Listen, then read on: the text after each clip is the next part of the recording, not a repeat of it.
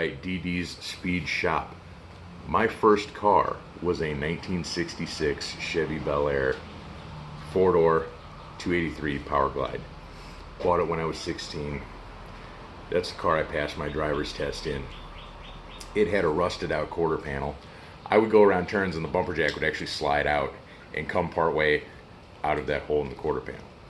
But that's the car I learned to drive in. That's the car I passed my driver's test in.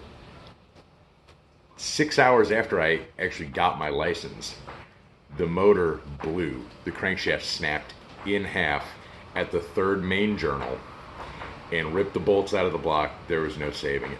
So my father and I put another motor in that car at 16 years old, something he and I did together.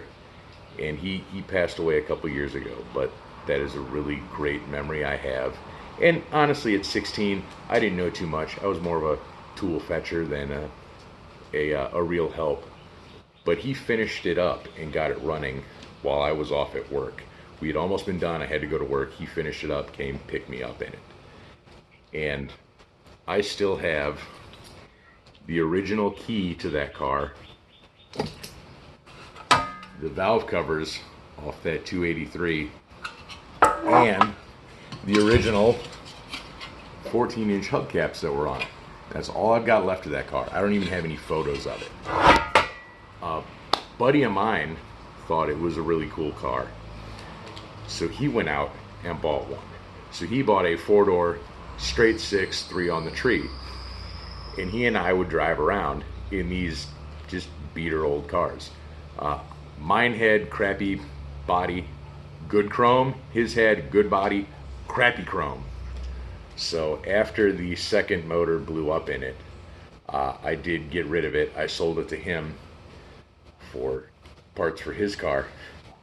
And it was around for a little while, but sadly it then did end up going to a salvage yard, never to be seen again. But I have many good memories in that car. A big 4-door with a couch for a front seat and a couch for a back seat as your first car. I mean, come on. You know how many friends you can haul around in one of those cars when you are a 16-year-old and a little bit of a degenerate and don't particularly care about how many people you can safely transport in a car based on how many seatbelts there are? Yeah. So many fond memories of that car. I would absolutely love to have another one, especially that one, because it's 4-door in a spirit. Yes, you've converted it to a 2-door. Great series of videos, by the way. But yeah, I would love to have that car, buy it, and transport it back here to St. Louis, Missouri for it to live out the rest of its days, probably doing driveway burnouts and other hooligan type stuff. Because, let's admit it, just because I'm 40 doesn't mean I wouldn't turn 16 again when I got behind the wheel of that thing.